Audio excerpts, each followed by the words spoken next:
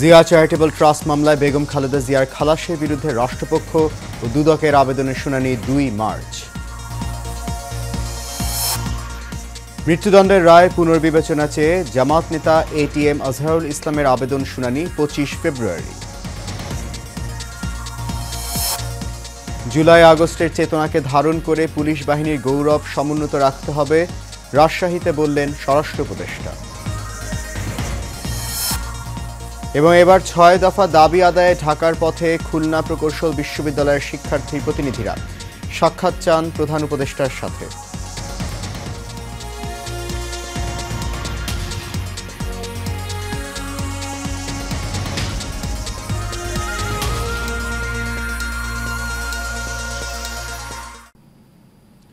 সবাইকে স্বাগত জানাচ্ছি এশিয়ান নিউজে। আপনাদের সাথে আছি আমি সৈয়দ মাহিউজ্জামান মুখর। শুনছেন বিআরবি কেবল ইন্ডাস্ট্রিজ লিমিটেড সংবাদ শিরোনাম। যাচ্ছি পুরো খবরে। জিয়া চ্যারিটেবল ট্রাস্ট মামলায় ৭ বছরের কারাদণ্ড থেকে বিএনপি চেয়ারপারসন বেগম খালেদা জিয়াকে হাইকোর্টের দেয়া খালাসের রায়ের বিরুদ্ধে রাষ্ট্রপক্ষ ও দুদক যে আপিল আবেদন করেছে তার শুনানির জন্য আগামী ২ মার্চ দিন ধার্য করা হয়েছে। আপিল বিভাগের জ্যেষ্ঠ বিচারপতি মোহাম্মদ আশফাকুল ইসলামের নেতৃত্বে ৩ বিচারপতির আপিল বেঞ্চ শুনানির এই দিন ধার্য করেছেন। গত ১৬ ফেব্রুয়ারি খালেদা জিয়ার খালাসের রায়ের বিরুদ্ধে আপিল বিভাগে আবেদন করে রাষ্ট্রপক্ষ। এর আগে গত বছরের ২৭ নভেম্বর জিয়া চ্যারিটেবল ট্রাস্ট মামলায় বিএনপি চেয়ারপারসন বেগম খালেদা জিয়াকে খালাস দেন হাইকোর্ট। বিচারপতি এ.কে.এম. আসাদুজ্জামান ও বিচারপতি সৈয়দ এনায়েত হোসেনের হাইকোর্ট বেঞ্চ এ রায় দেন।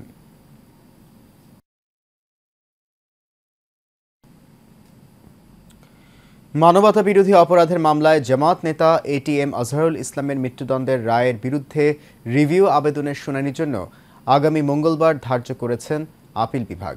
সকালে বিচারপতি মোহাম্মদ আশফাকুল ইসলামের নেতৃত্বাধীন আপিল বিভাগ শুনানির জন্য এই দিন ধার্য করেন। আদালতে বিষয়টি শুনানির জন্য উপস্থাপন করেন অ্যাটর্নি জেনারেল মোহাম্মদ আসাদুজ্জামান। ২০১৯ সালের ২৩ অক্টোবর মানবতা বিরোধী অপরাধের মামলায় জামাত নেতা এটিএম আজহারুল ইসলামের মৃত্যুদণ্ডের রায় বহাল রাখেন আপিল বিভাগ। মুক্তিযুদ্ধ চলাকালে রংপুর অঞ্চলে ১২৫৬ ব্যক্তিকে গণহত্যা, হত্যা, ১৭ জনকে অপহরণ, ১ জনকে ধর্ষণ, ১৩ জনকে আটক, নির্যাতন ও গুরুতর জখম এবং শত শত বাড়ি ঘরে লুণ্ঠন ও অগ্নিসংযোগের মতো ৯ ধরনের ৬টি মানবতা বিরোধী অপরাধের অভিযোগ আনা হয় এটিএম আজহারের বিরুদ্ধে। এসব অভিযোগের মধ্যে ১ নম্বর বাদে বাকি ৫টি অভিযোগে তাকে ট্রাইব্যুনাল মৃত্যুদণ্ড দেন।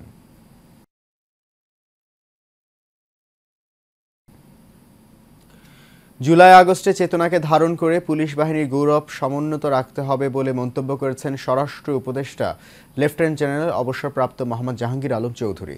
রাজশাহীতে সহকারী পুলিশ সুপারের প্রশিক্ষণ সমাপনী কুচকাওয়াজ অনুষ্ঠানে তিনি কথা বলেন।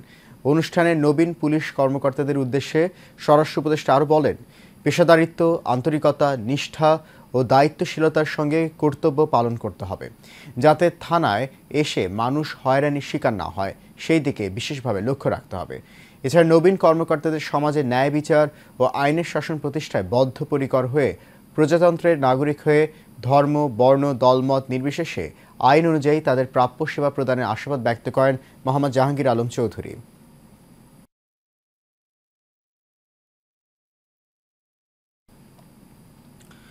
খুলনা প্রকৌশল ও প্রযুক্তি বিশ্ববিদ্যালয়ের ভিসি, প্রভিসির অপসারণ সহ ৬ দফা বাস্তবায়নের দাবিতে প্রধান উপদেষ্টার কাছে স্মারকলিপি প্রদানের জন্য ঢাকায় রওনা দিয়েছেন শিক্ষার্থীরা। সকাল ৮টায় বিশ্ববিদ্যালয় ক্যাম্পাস থেকে ২টি বাস যোগে ১০০ শিক্ষার্থী ঢাকার উদ্দেশ্যে রওনা দেন। শনিবার রাতের ঘোষণা অনুযায়ী রবিবার সকাল ৭টা থেকে আন্দোলনকারীরা ওয়েলফেয়ার সেন্টারের সামনে জড়ো হয়। পরে লাল ফিতা মাথায় বেঁধে কিছু সময় অবস্থান করে। সকাল ৮:৩০টায় প্রেস ব্রিফিং করেন শিক্ষার্থীরা। ব্রিফিং শেষে ঢাকার উদ্দেশ্যে ক্যাম্পাস ত্যাগ করে তারা।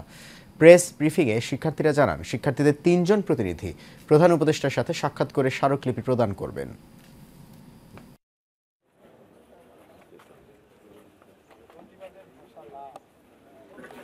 তাদের দাবির বাস্তবায়নের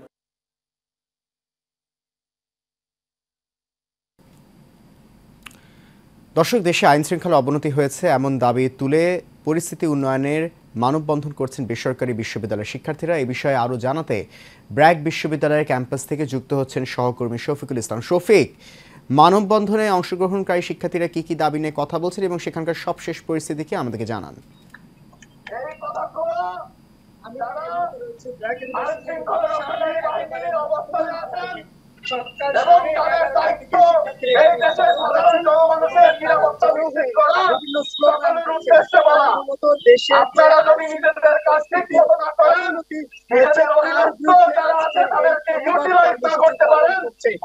কর্মসূচি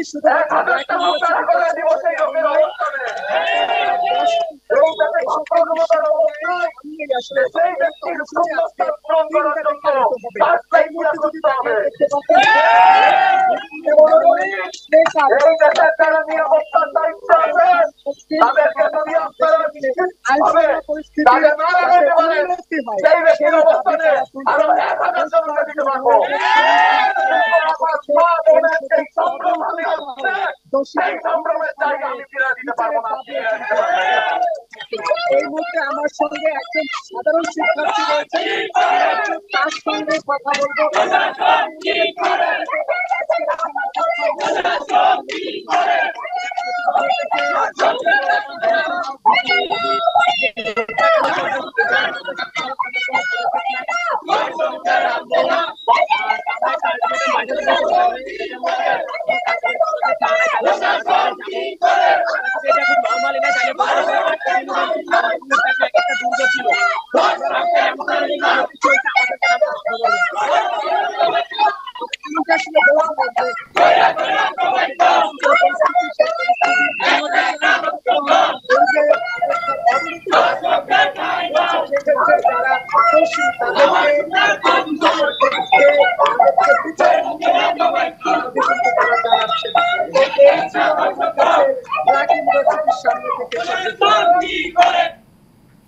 ধন্যবাদ শফিক আপনাকে। আমাদের সহকর্মী শফিকুল ইসলাম ব্র্যাক বিশ্ববিদ্যালয় ক্যাম্পাস থেকে জানাচ্ছেন সেখানকার বেসরকারি বিশ্ববিদ্যালয়ে যে মানববন্ধন করছে সেটা সবশেষ খবর।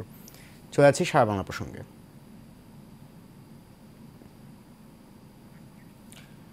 সারি সারি গাছের ভেতর দিয়ে রাস্তা, গ্রামীণ পরিবেশ, তার ভেতরে বিশাল এক বাগান বাড়ি। বাড়ির ভেতরে রয়েছে ডুপ্লেক্স ভবন, শান বাঁধানো ঘাট ও পুকুর। বাগান বাড়িটির নাম টিউলিপস টেরিটরি। গাজীপুরে শেখ পরিবারের এমন আরও 4টি বাড়ির সন্ধান মিলেছে যেগুলোর বাজার মূল্য প্রায় 100 কোটি টাকা। বর্তমানে পরিত্যক্ত এসব বাড়ি ও জমির সুষ্ঠু ব্যবহারের মাধ্যমে জুলাই আগস্ট শহীদ পরিবারের কাজে লাগানোর দাবি স্থানীয়দের। মোহাম্মদ মুর্শেদ আলমের রিপোর্ট, জানাচ্ছেন মাজহারুল আমিন শুভ। গাজীপুর শহর থেকে মাত্র 10 কিলোমিটার দূরে কানাইয়া এলাকার টিউলিপস টেরিটরি। বাড়িটির নথিপত্রের মালিক শফিকুদ্দিন আহমেদ সিদ্দিকী, যিনি ক্ষমতাচ্যুত প্রধানমন্ত্রী শেখ হাসিনার বোন শেখ রেহানার স্বামী ও টিউলিপের বাবা। টিউলিপস টেরিটরি সহ গাজীপুরের শেখ পরিবারের আরও 4টি বাগান বাড়ির সন্ধান মিলেছে।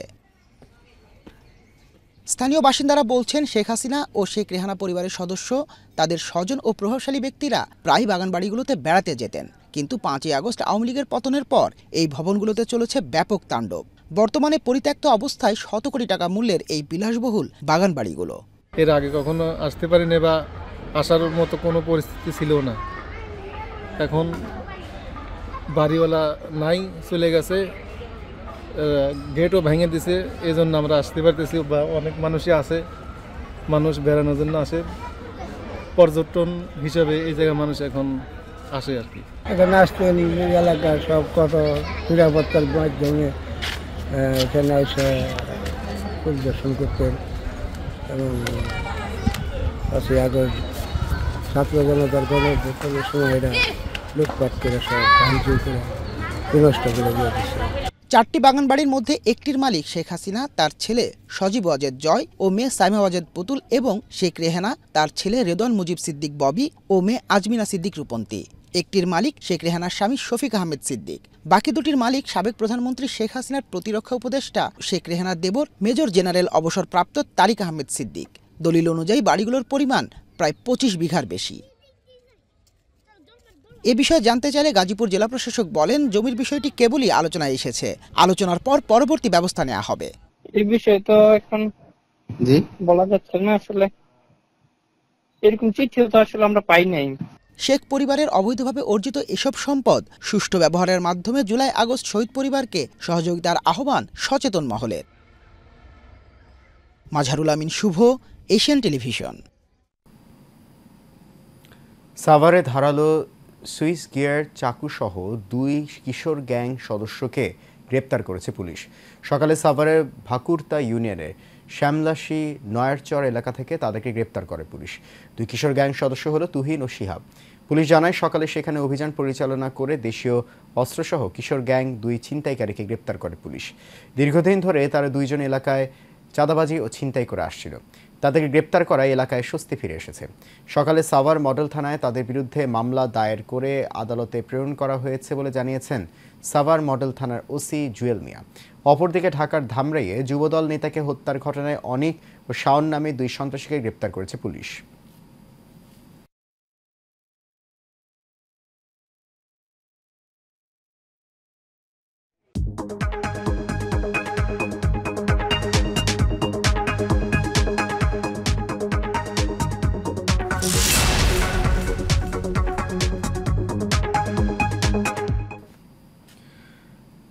এক্সিম ব্যাংক বাণিজ্য সংবাদ। জমকালো আয়োজন আর ক্রেতা বিক্রেতা, আয়োজক ও দর্শনার্থীদের সরব উপস্থিতিতে শেষ হলো বিশ্বের সবচেয়ে বড় গালফ ফুড ফেয়ারের 30তম আসর। এবার বিশ্বের 129টি দেশের 5,500-এর বেশি প্রতিষ্ঠান অংশ নিয়েছিল দুবাইয়ের ওয়ার্ল্ড ট্রেড সেন্টারের এই মেলায়। বাংলাদেশ থেকে অংশ নেয় 41টি প্রতিষ্ঠান এবার এই আসরে আশানুরূপ সাড়া পেয়েছে বলে জানিয়েছেন সংশ্লিষ্টরা। মোহাম্মদ শরীফুজ্জামানের রিপোর্ট, জানাচ্ছেন শেখ ফাহিম। জাঁকজমকপূর্ণভাবে শেষ হলো গালফ ফুড ফেয়ার 2025-এর 30তম আসর। বাংলাদেশ সহ বিশ্বের 129টি দেশের 5,500-এরও বেশি প্রতিষ্ঠান এবারের আসরে অংশগ্রহণ করে। বাংলাদেশ থেকেও এতে অংশ নেয় 41টি প্রতিষ্ঠান।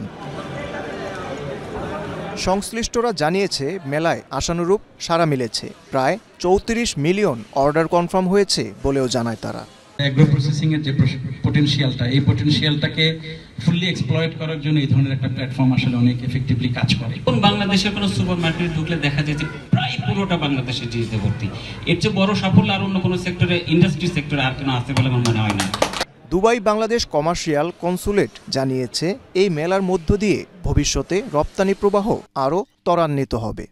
এখানে অনেক অর্ডার পেয়েছি, প্রসপেক্টিভ বায়ার এসেছে, তাদেরও কিছু কমিটমেন্ট রয়েছে, তাদেরও কিছু চাওয়া পাওয়া রয়েছে, যেগুলোতে আমরা অ্যাডজাস্ট করে পরবর্তীতে আমরা বলতে পারবো যে আমরা কতটুকু সফল হয়েছি। তবে আমি এইটুকু বলতে পারি এই মুহূর্তে যে আমরা আশানুরূপ সাড়া পেয়েছি।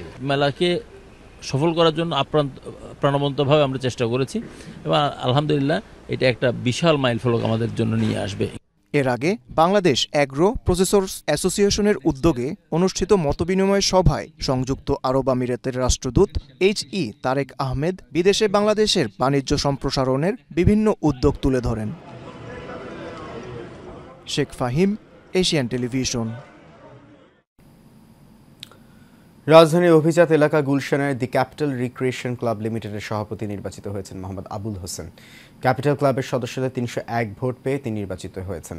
তার নিকটতম প্রতিদ্বন্দ্বী শাখাওয়াত হোসেন শওকত পেয়েছেন 257 ভোট। শনিবার দুপুর 2টা থেকে ভোট গ্রহণ শুরু হয়ে চলে সন্ধ্যা 7টা পর্যন্ত। নবগঠিত কমিটির নেতৃত্বে ক্লাবটিকে ঢেলে সাজানো হবে বলে জানান নবনির্বাচিত সভাপতি।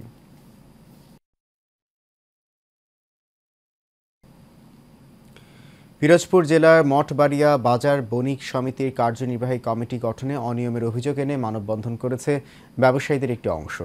মঠবাড়িয়া পৌরসভার সামনে বাজারের সর্বস্তরের ব্যবসায়ীদের ব্যানারে মানববন্ধন করেন তারা। মানববন্ধনে বক্তব্য রাখেন ব্যবসায়ী নেতা মাসুম বিল্লাহ, শামসুল আলম খোকা, ওয়ালিউল ইসলাম সহ অন্যান্যরা। বক্তারা বলেন, অগণতান্ত্রিকভাবে রাতের আধারে মঠবাড়িয়া বাজার বণিক সমিতির কার্যনির্বাহী কমিটি ঘোষণা করা হয়েছে, যেখানে ব্যবসায়ীদের বাদ দিয়ে বাহিরের লোক দিয়ে কমিটি গঠন করা হয়েছে বলে অভিযোগ তাদের।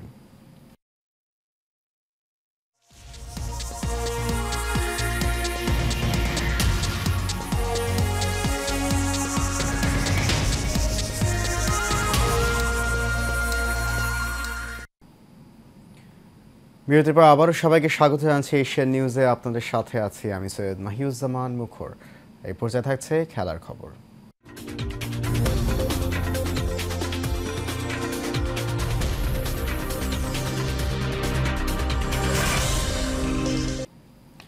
গাজীপুরের কাপাসিয়ায় চেংনা উচ্চ বিদ্যালয়ে বার্ষিক ক্রীড়া প্রতিযোগিতা পুরস্কার বিতরণী অনুষ্ঠিত হয়েছে।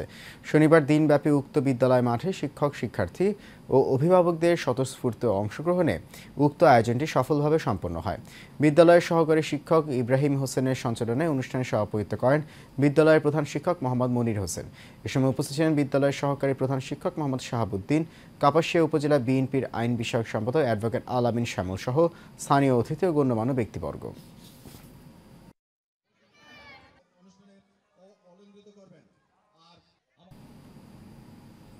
শেষ করবে এশিয়ান নিউজ। তার আগে বিআরবি কেবল ইন্ডাস্ট্রিজ লিমিটেড সংবাদ শিরোনামগুলো জানিয়ে দিচ্ছে আরও একবার।